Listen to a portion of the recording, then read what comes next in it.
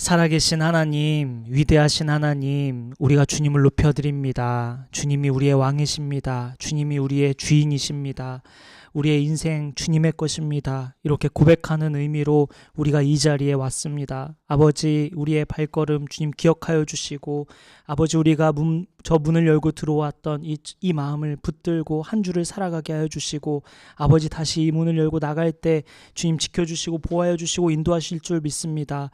특별히 아버지, 오늘 말씀을 들을 때 주님 성령께서 역사하여 주시고, 우리가 지금 이 시간 주님을 높여드릴 때 주님만 기뻐 받으시도록 우리의 마음이, 우리의 시선이 온전히 주님만 향하여서 주님 기뻐 받으시는 예배 될 수 있도록 우리가 전심으로 주님 예배하도록 성령께서 인도하여 주옵소서. 모든 영광 하나님께 올려드립니다. 우리의 시선, 우리의 마음, 우리의 생각을 온전히 주님께 드리며 예수님의 이름으로 기도드립니다.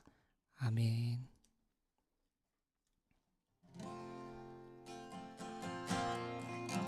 주여, 당신 앞에 내 영혼 엎드립니다. 내 안에 가득한 세상에 소리를 뒤로 한 채, 오 주여, 당신 앞에 겸손히 엎드립니다.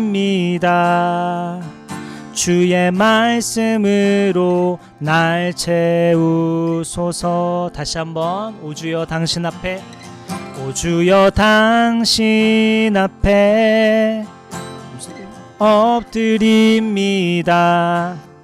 내 안에 가득한 세상에 소리를 뒤로 한 채, 오 주여, 당신 앞에 겸손히 엎드립니다. 주의 말씀으로 날 다시 한번 우리 전심으로 고백할까요? 오 주여, 당신 앞에, 오 주여, 당신 앞에 내 영혼 엎드립니다. 내 안에 가득한 세상에 소리를 뒤로 한 채, 오 주여, 당신 앞에 겸손히 엎드립니다. 주의 말씀으로 날 아멘. 넌 할 수 없다고, 넌 할 수 없다고 세상이 말할 때 주의 오른손이 날 이끄시네. 넌 자격 없다고 내 영혼에 외칠 때 주의 보혈이 의롭다 하시네. 다시 한번 처음부터, 오 주여, 오 주여, 당신 앞에 내 영혼 엎드립니다. 내 안에 가득한 세상에 소리를 뒤로 한 채, 오 주여, 당신 앞에 겸손히 엎드립니다. 주의 말씀으로 날 채우소서. 넌 할 수 없다고, 넌 할 수 없다고 세상이 말할 때 주의 오른손이 날 이끄시네.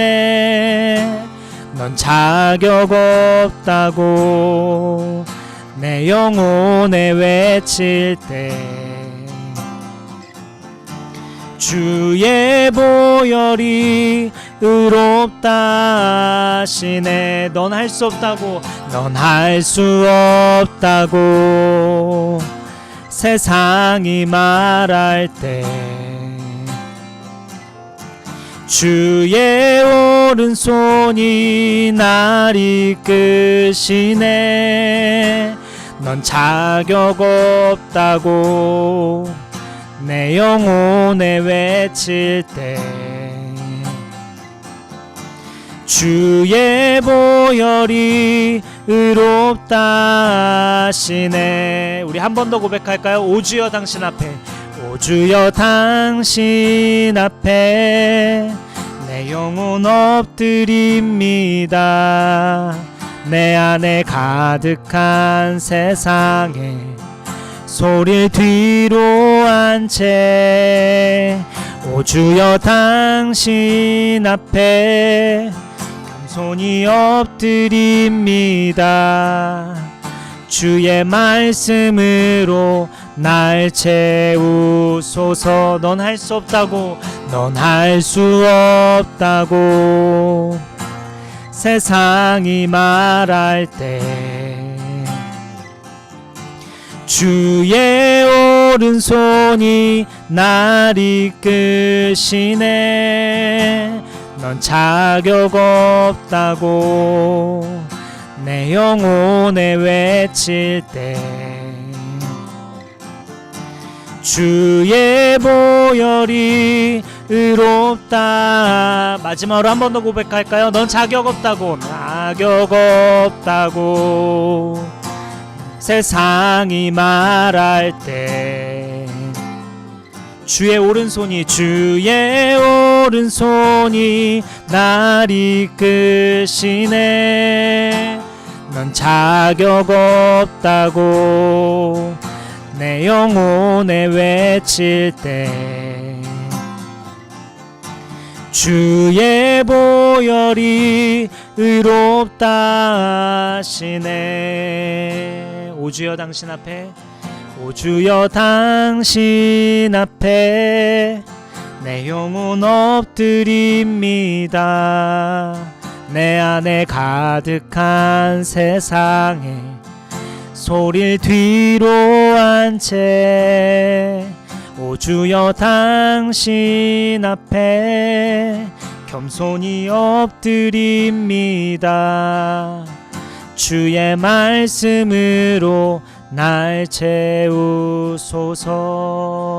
오 주여 당신 앞에, 오 주여 당신 앞에 내 영혼 엎드립니다.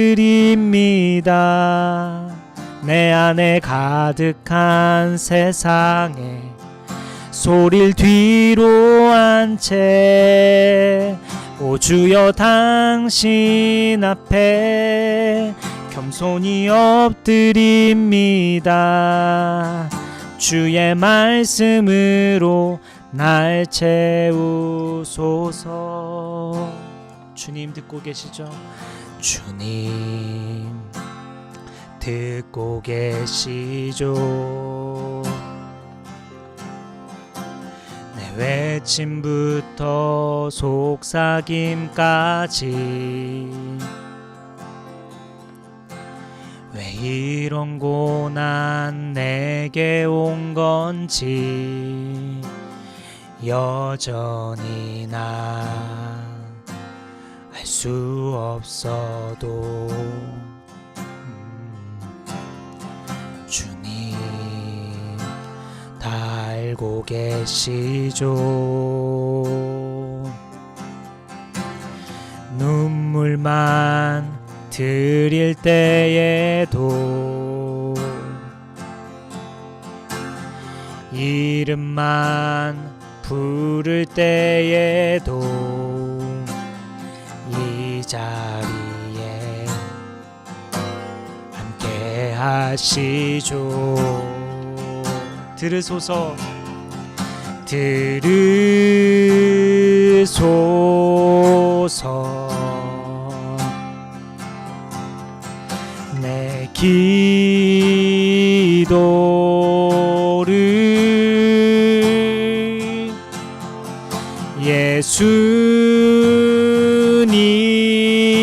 예수님을 믿음으로 기도합니다.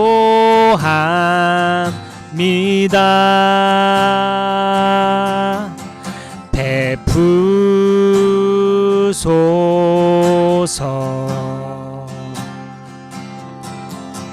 주 자비를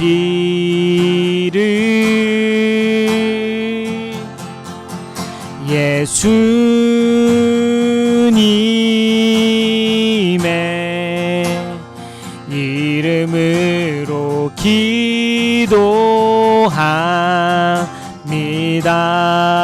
들으소서, 들으소서.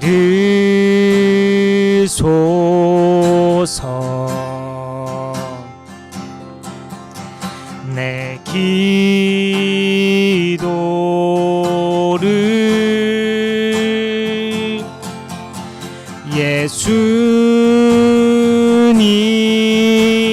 예수님을 믿음으로 기도합니다.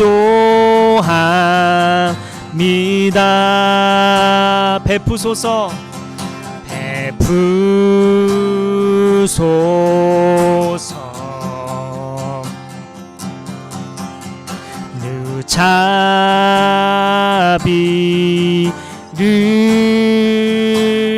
자비를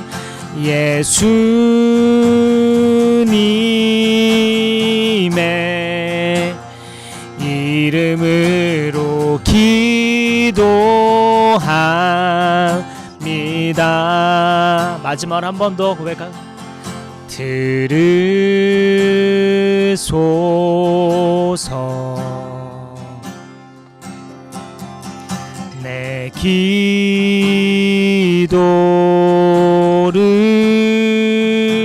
기도를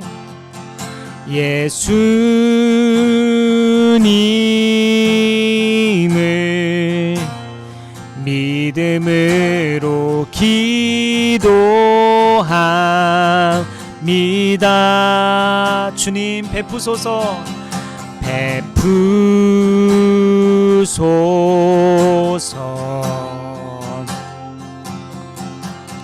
주 자비를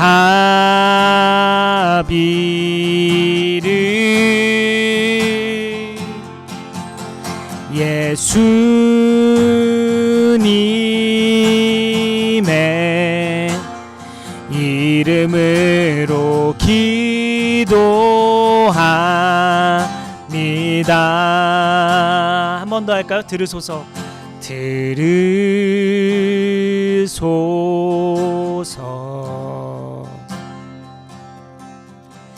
내 기도를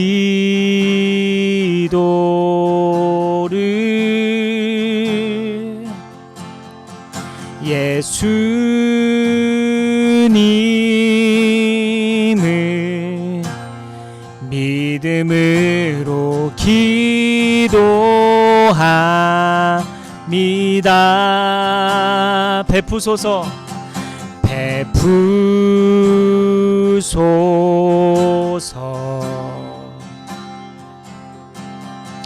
주 자비를 예수님의 이름으로 예수님의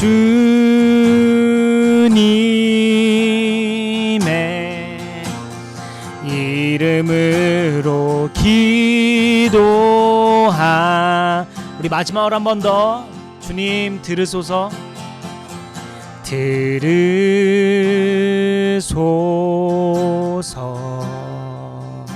아멘. 내 기도를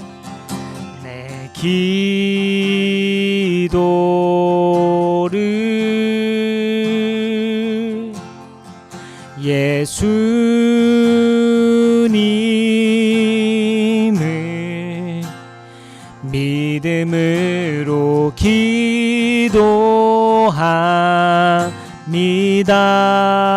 주님 베푸소서,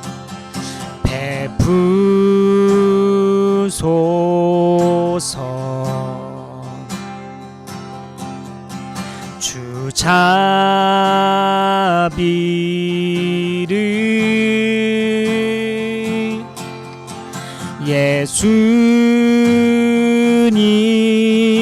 예수님의 이름으로 기도합니다. 예수님의 이름은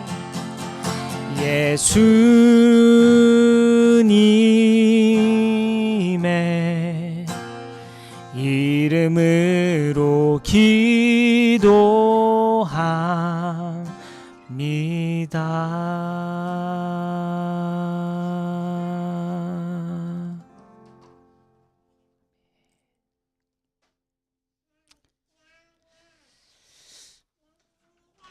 네, 오늘 말씀은 하기 전에 사도신경 외워야겠죠? 우리 주보에 나와 있는데요. 우리 주보 보고 우리 같이 사도신경 외우겠습니다. 잘했어. 네. 자, 우리 사도신경 같이 고백하고 시작하십니다. 시작. 나는 전능하신 아버지 하나님 천지의 창조주를 믿습니다. 나는 그의 유일하신 아들 우리 주 예수 그리스도를 믿습니다. 그는 성령으로 잉태되어 동정녀 마리아에게서 나시고 본디오 빌라도에게 고난을 받아 십자가에 못 박혀 죽으시고 장사된 지 사흘 만에 죽은 자 가운데서 다시 살아나셨으며 하늘에 오르시어 전능하신 아버지 하나님 우편에 앉아 계시다가 거기로부터 살아있는 자와 죽은 자를 심판하러 오십니다. 나는 성령을 믿으며 거룩한 공교회와 성도의 교제와 죄를 용서받는 것과 몸의 부활과 영생을 믿습니다.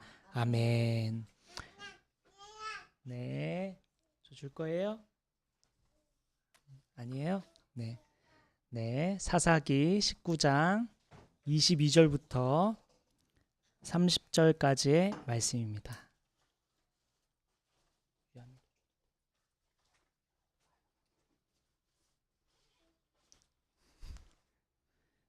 네, 사사기 19장 22절부터 30절까지의 말씀입니다.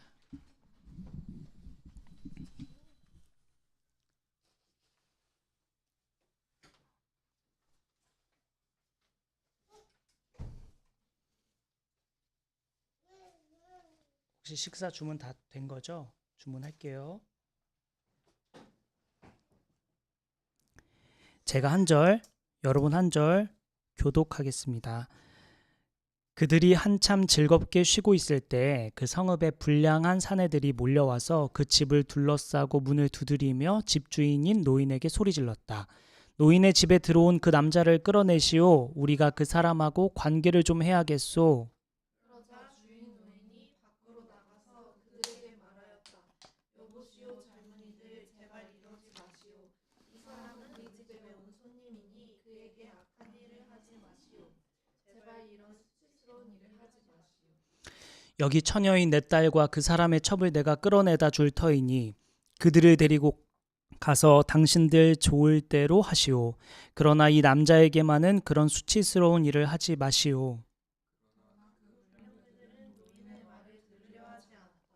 그래서 그 레위 사람은 자기 첩을 밖으로 내보내어 그 남자들에게 주었다. 그러자 그 남자들이 밤새도록 그 여자를 용간하여 욕보인 뒤에 새벽에 동이 틀 때에야 놓아주었다. 동이 트자 그 여자는 자기 남편이 있는 그 노인의 집으로 돌아와 문에 쓰러져서 아침이 밝아올 때까지 거기에 있었다. 그 여자의 남편이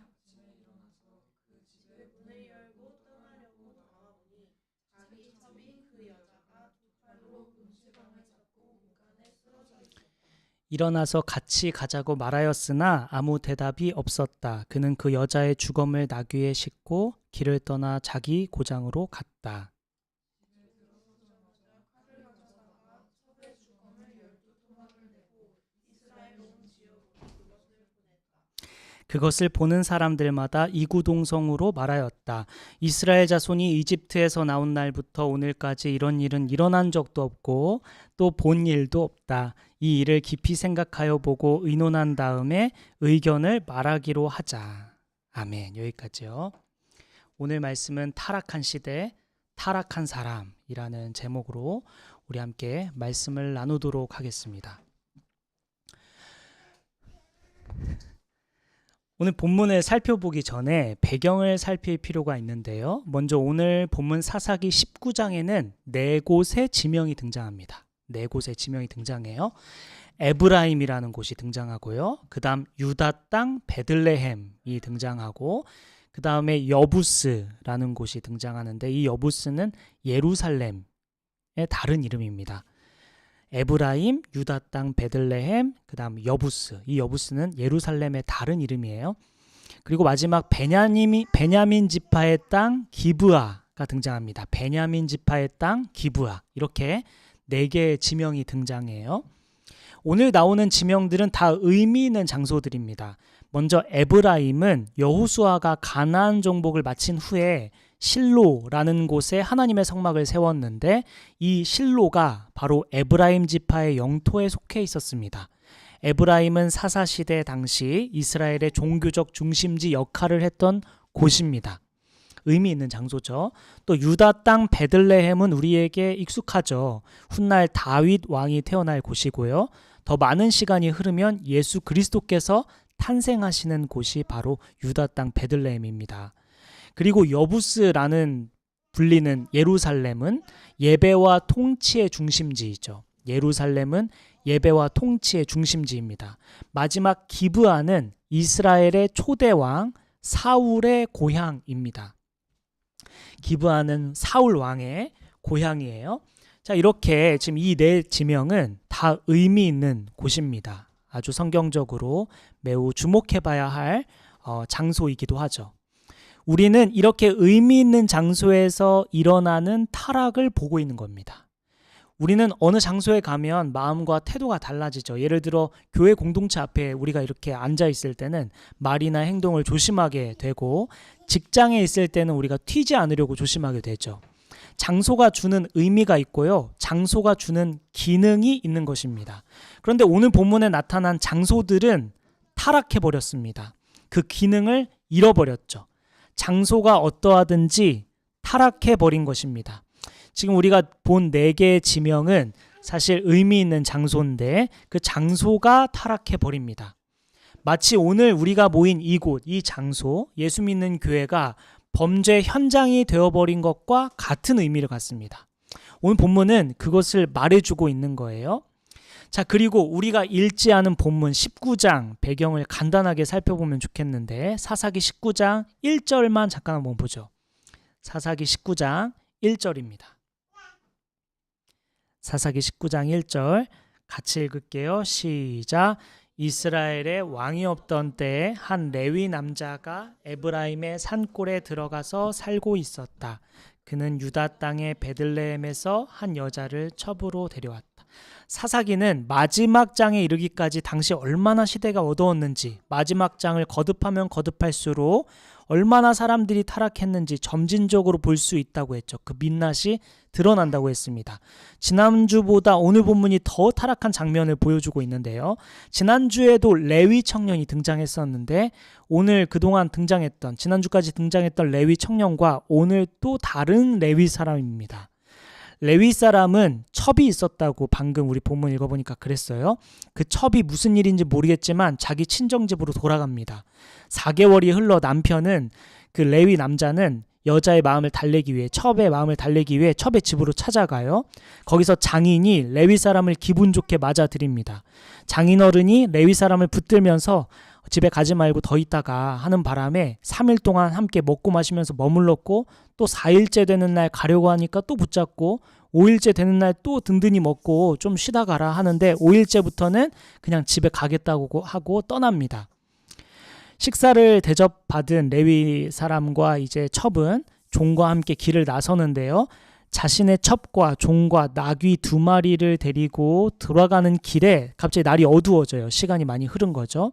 더 이상 갈 수 없어서 멈춘 곳이 베냐민 지파의 땅인 기브아 땅이었습니다. 기브아 광장에 앉아 묵을 곳을 찾는데 맞아들여주는 사람이 없었어요. 그리고 16절 한번 보죠. 사사기 19장 16절입니다.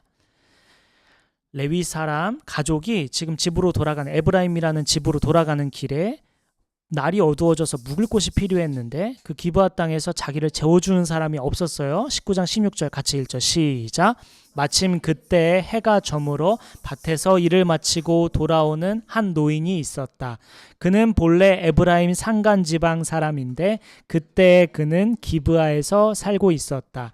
기브아의 주민은 베냐민 자손이다. 자, 레위 사람 가정이 묵을 곳이 없어 광장에 덩그러니 앉아 있었는데 마침 에브라임 출신 노인을 만나게 된 겁니다. 아까 이 레위 사람이 에브라임 출신이라고 했었어요. 그런데 기브아에서 마침 에브라임에서 온 노인을 만나게 된 것입니다.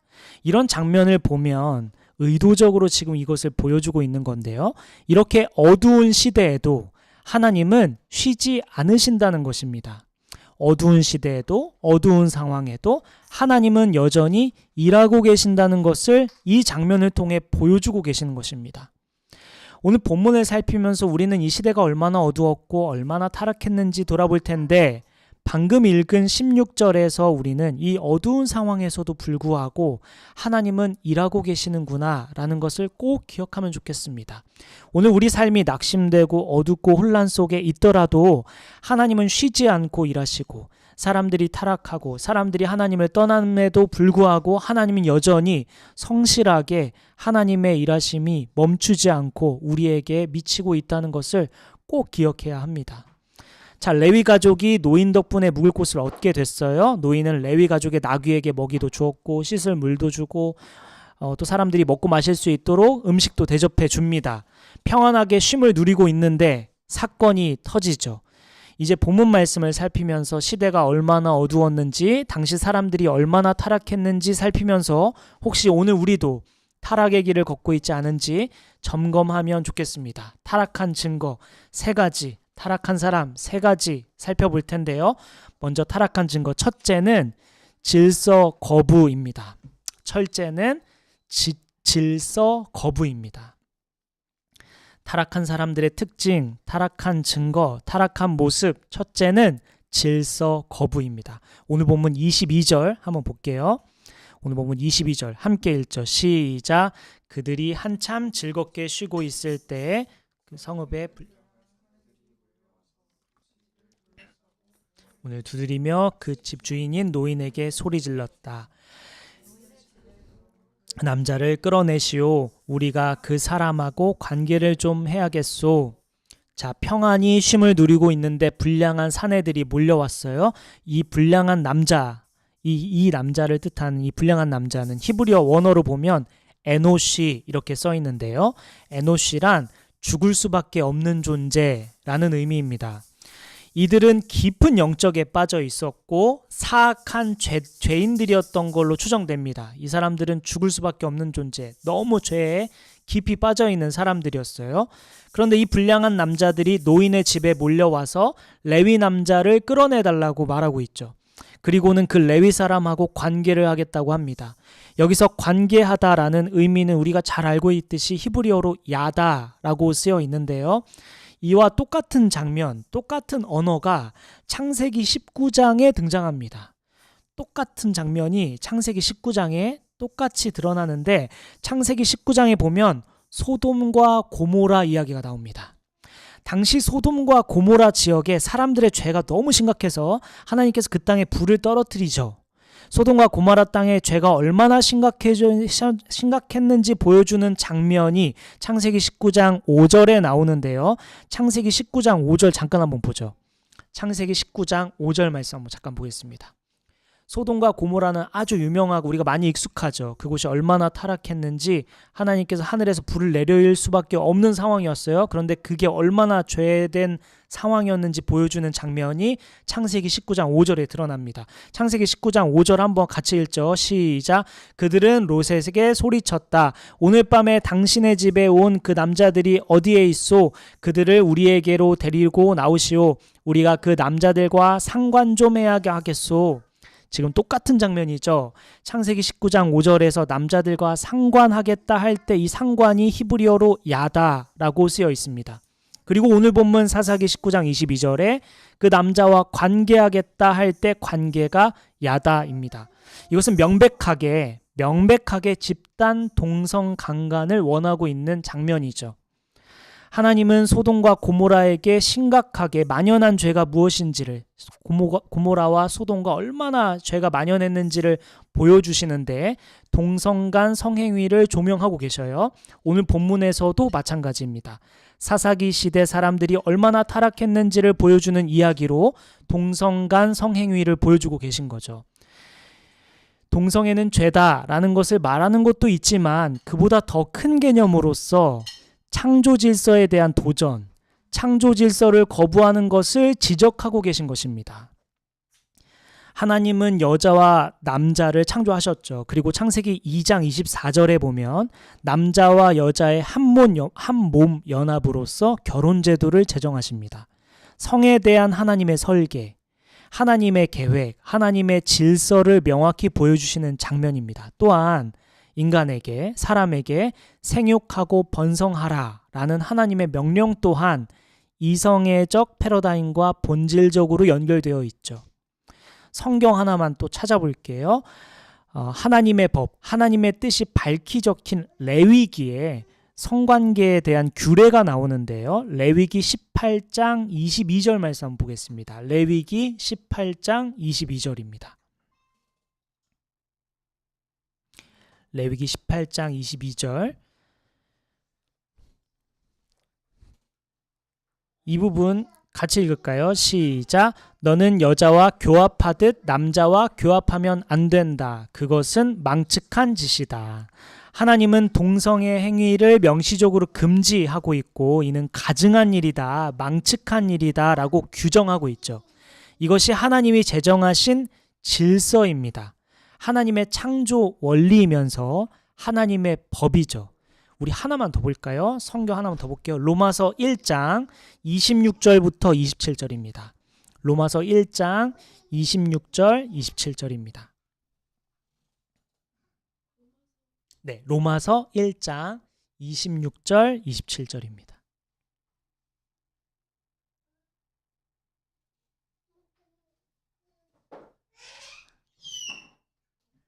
제가 한 절, 여러분 한 절 읽을게요. 이런 까닭에 하나님께서는 사람들을 부끄러운 정욕에 내버려 두셨습니다. 여자들은 남자와의 바른 관계를 바르지 못한 관계로 바꾸고 또한 남자들도 이와 같이 여자와의 바른 관계 버리고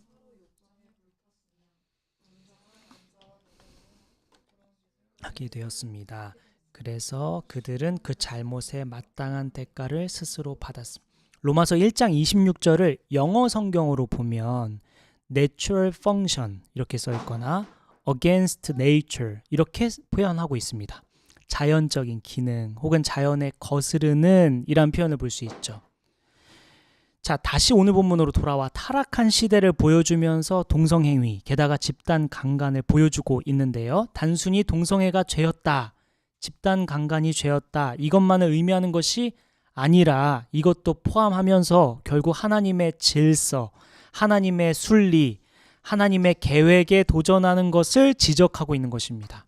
그렇다면 오늘날 우리가 하나님의 질서, 하나님의 섭리, 하나님의 계획에 도전하고 있는 것이 무엇일까? 먼저는 안식입니다. 쉼이죠. 하나님은 세상을 창조하실 때 마지막 7일째 안식하셨습니다. 하시던 이들 모두 손을 떼시고 쉬셨습니다. 이것이 하나님이 만드신 질서고 방식이고 자연의 섭리이죠.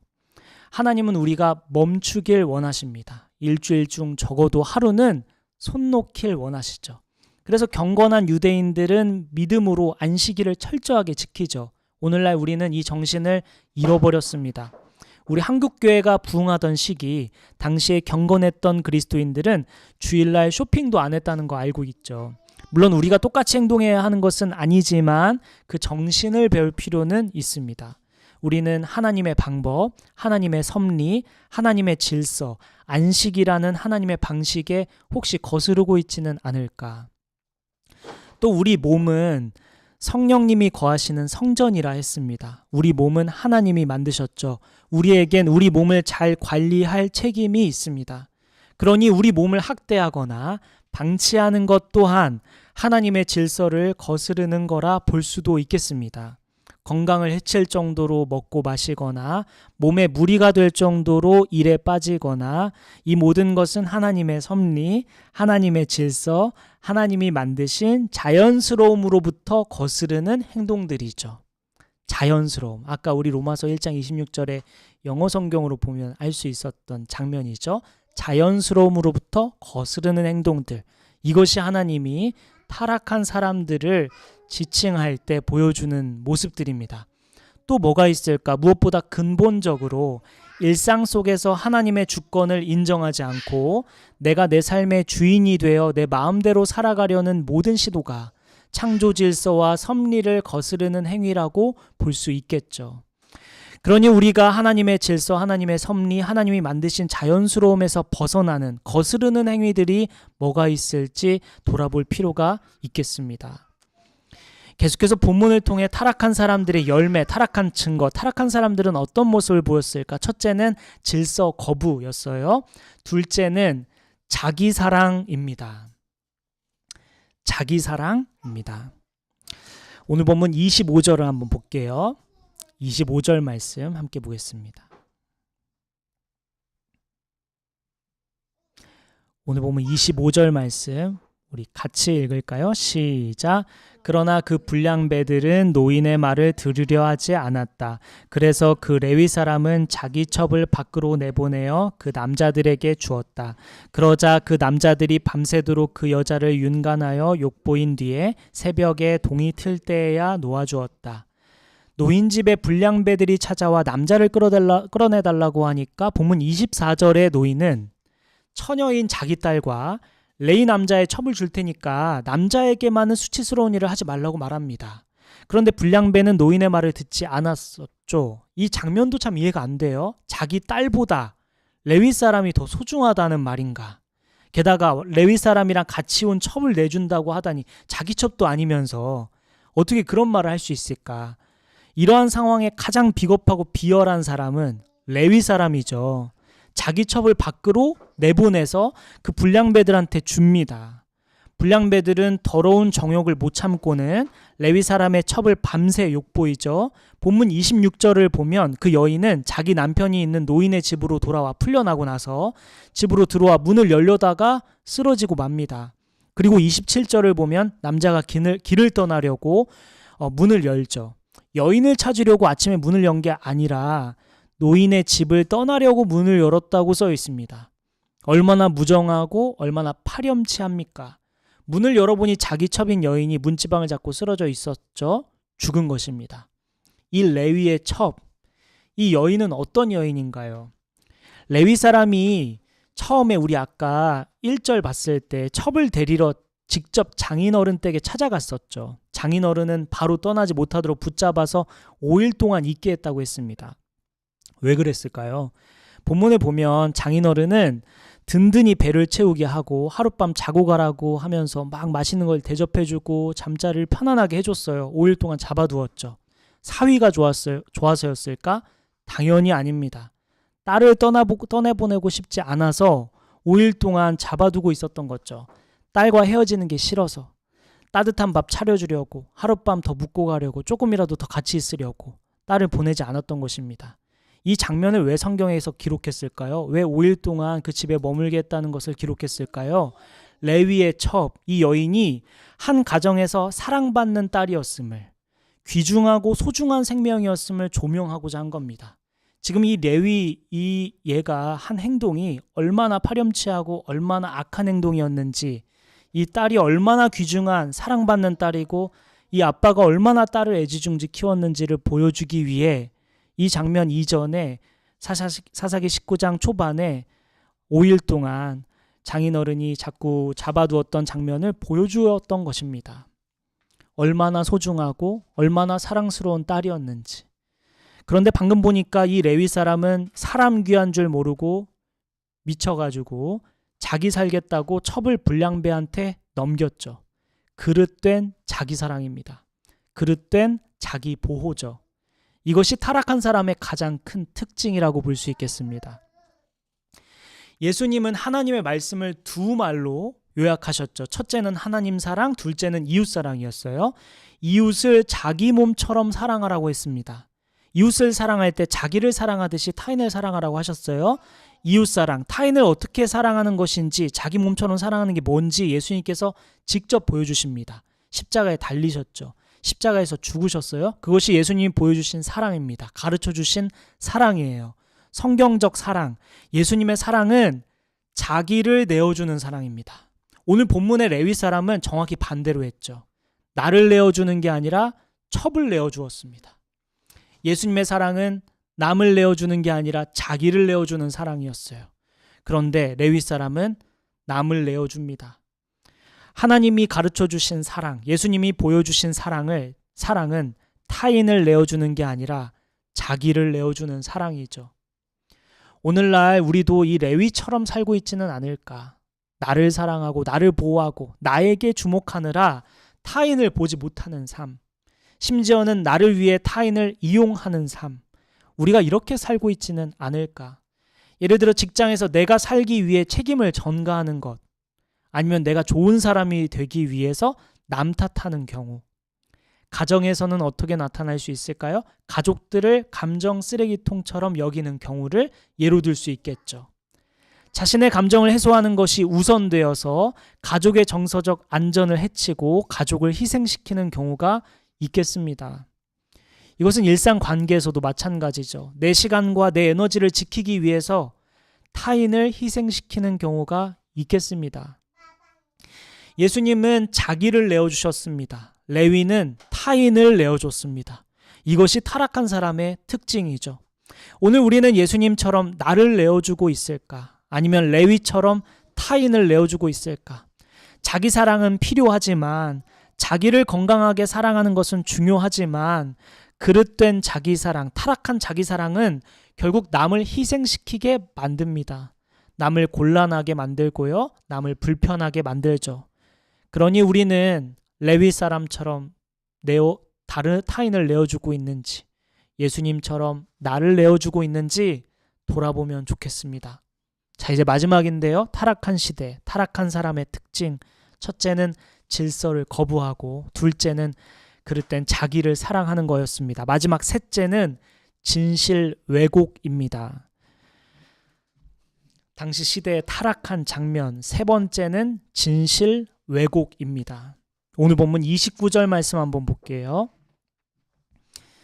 29절 말씀 다 같이 읽을까요? 시작. 집에 들어서자마자 칼을 가져다가 첩의 주검을 12토막을 내고, 레위 사람은 죽은 자기 첩을 데리고 집으로 돌아왔어요. 그리고는 첩의 주검을 12토막을 내서 이스라엘 온 지역으로 보냅니다. 왜 이렇게 했을까? 당시 문화적으로 전쟁을 알리고 군부대를 소집할 때 동물의 사체를 토막내어서 보냈습니다. 고대 근동의 관습이었어요. 그런데 이 장면에는 문제가 있어요. 레위 사람은 자신이 첩을 문 밖으로 밀어낸 자신의 죄를 완전히 생략합니다. 그는 단지 기브아 사람들이 내 첩을 욕보어 죽였어 라고 말할 뿐입니다. 그는 자신의 행위와 죄책을 지워버립니다. 그의 목표는 정의가 아니라 복수입니다. 그는 사건을 편집하고 선동함으로써 온 나라를 자신의 개인적인 분노를 해결하려고 조종하고 있습니다. 레위 사람은 자기 기만을 하고 합리화를 하고 있는 것이죠. 자기도 자신을 속이고 있는 장면입니다. 정의에 불타올라서 어떻게 이런 일이 있을 수 있냐며 정의가 무너졌다고 이스라엘 전역에 이 소식을 전하는 것처럼 보이지만 사실은 복수하고 싶은 마음인 것입니다. 다만 자신의 죄는 쏙 빼놓고요, 진실을 왜곡하고 있는 거죠.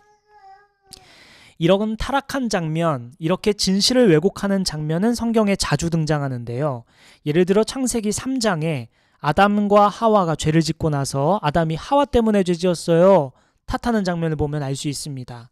진실을 왜곡하는 거죠. 자기 기만하고 합리화를 하는 것입니다. 자기 기만을 하다 보면 왜곡된 사실이 진짜처럼 느껴지기 시작합니다. 그러니 왜곡된 것이 진짜처럼 느껴지기 전에 왜곡된 것을 바로 직면하고 그것을 드러내고 고쳐야 합니다. 아담만 이런 장면이 있을까요? 모세가 시내산에서 십계명을 받으러 간 사이에 백성들이 불안해하니까 금송아지 우상을 아론이 만들죠. 모세가 돌아와서 이 일을 누가 했어? 라고 추궁하니까 아론이 이렇게 변명합니다. 내가 금을 불에 던졌더니까 이 송아지가 갑자기 나왔어요. 이렇게 변명해요.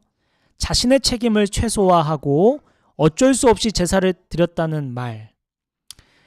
이 사울도 이러한 장면을 보여주죠. 사울도 제사장을 기다리지 않고 제사장이 자꾸 늦어지니까 자기가 제사를 드려요. 그랬더니 어쩔 수 없었어요. 늦게 왔잖아요. 라고 합니다. 마지막 빌라도도 마찬가지예요. 빌라도가 예수님을 십자가에 넘겨주고는 손을 씻으면서 나에게는 죄가 없다라고 말합니다. 자기기만 하는 거죠. 합리화하는 거죠. 성경에 이런 장면을 쉽게 발견할 수 있습니다. 오늘날 우리도 그렇지 않습니까? 본문의 레위, 책임 전가하는 아담, 아론과 사울과 같은 모습이 우리에게 있지 않습니까? 진실을 왜곡해서 자기 기만을 하고 합리화하며 남을 탓하고 자신의 숨은 동기를 가리는 모습들 우리에게 있지 않습니까? 우리는 얼마나 정직하지 못하고 자기 기만을 하며 살고 있을까? 너무 오랜 기간 자기 기만을 하다 보면 진실을 왜곡하다 보면 나중에는 왜곡된 것이 사실이라고 믿어버린다고 했죠. 그래서 우리가 진실을 왜곡하는 레위를 보면서 나는 저런 모습이 없는 것 같은데 라고 지금 생각하고 있을지도 모릅니다. 그런데 저를 포함해서 여기 앉아있는 여러분, 온라인으로 예배하는 모든 여러분은 분명히 레위와 같이 진실을 왜곡하는 죄가 있을 거라고 확신합니다. 그것을 발견하게 되고 드러내어 진실된 삶을 살게 되기를 바랍니다. 오늘은 말씀을 마치려고 하는데요. 오늘은 타락한 시대, 사사시대의 타락한 사람들을 보면서 우리 삶을 돌아보려고 했습니다. 타락한 사람은 세 가지 특징이 나타나는데 첫째는 하나님의 창조 질서를 거부한다고 했습니다. 둘째는 그릇된 자기 사랑을 하는 사람, 그리고 마지막 셋째는 진실을 왜곡하여 합리화하고 자기 기만하면서 남 탓, 환경 탓하며 살아가는 사람이었습니다. 우리 안에 이런 모습들이 분명히 있을 텐데 이 모습 이대로 하나님께 나아가 은혜를 구합시다. 사사시대의 결론은 타락했다가 끝이 아닙니다. 타락했음에도 하나님은 포기하지 않으시고 구원하시고 사랑하셨다가 이야기죠. 은혜를 주신다, 불쌍히 여기신다, 또 기회를 주신다가 사사기의 메시지입니다. 모두가 타락했어, 끝났어 이 얘기가 아니라 그럼에도 포기하지 않으시고 그럼에도 구원하시고 그럼에도 사랑하시고 그럼에도 은혜를 주시고 그럼에도 기회를 주시고 그럼에도 불쌍히 여기신다. 오늘 우리에게도 마찬가지죠. 타락한 우리의 모습들 그럼에도 불구하고 사랑하시고 그럼에도 불구하고 인내하시고 그럼에도 불구하고 기다리시고 그럼에도 불구하고 또 기회를 주십니다. 우리 오늘 타락한 시대 타락한 사람을 닮았지만 그럼에도 불구하고 인내하시고 기다려 주시며 오늘 또 새로운 하루, 새로운 한 주를 주시는 하나님 앞에 우리 가까이 나아가면 좋겠습니다. 하나님, 우리가 오늘 말씀대로 살아가지 않고 타락한 사람들처럼 살아가지 않고 주님의 은혜를 귀히 여기며 한 주를 살아가게 해주시고 아버지, 우리가 깨달아야 할 죄가 있다면 깨닫게 해주시고 주님이 우리를 얼마나 사랑하는지 깨닫게 되는 한 주 되게 하여 주옵소서. 우리 이러한 기도 제목 가지고 우리 함께 기도하며 나아가면 좋겠습니다.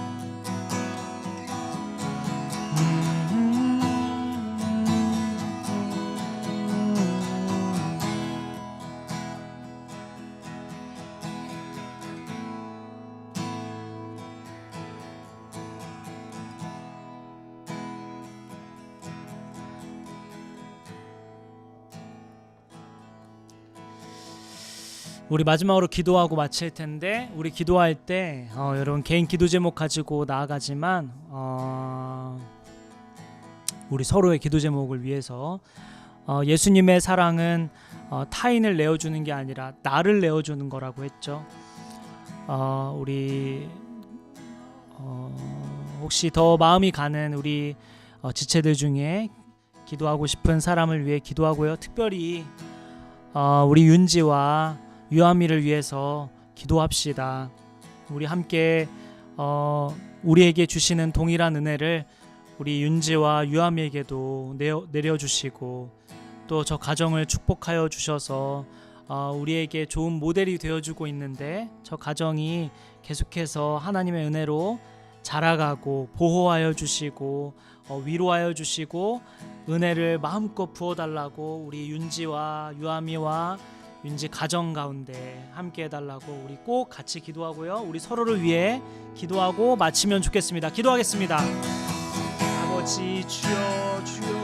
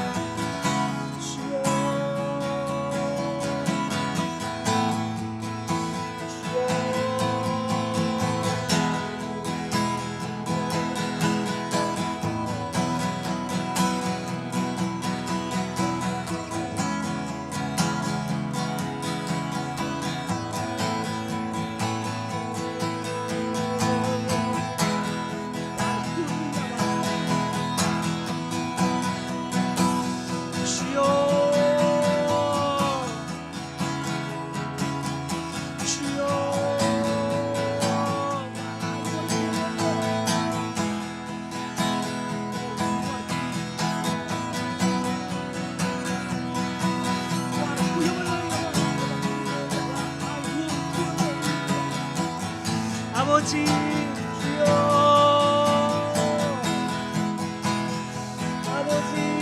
아버지 주여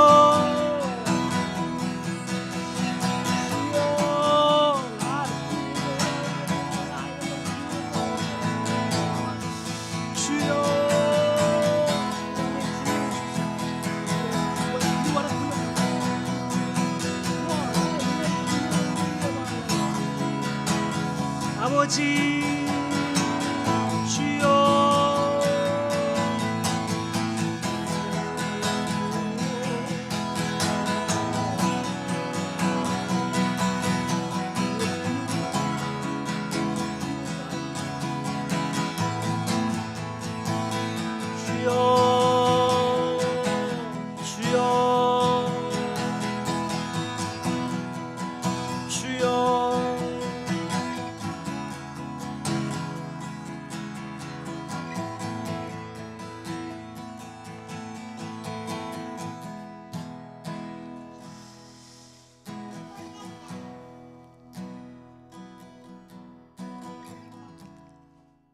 우리 마지막으로 한 번 더 짧게 우리 기도할 텐데 우리 여러 상황에 의해서 일할 수밖에 없는 우리 정의를 위해 함께 기도하고요. 또 우리 지아를 위해서도 함께 기도하면 좋겠습니다. 하나님께서 그의 마음을 잘 아시죠. 그 상황을 누구보다 주님이 제일 잘 아시죠. 우리 정의와 지아 축복해 주시고 그의 마음을 지켜주시고 상황을 선하게 인도하여 주옵소서. 우리 함께 잠깐 짧게 기도하고 마치겠습니다. 기도하겠습니다.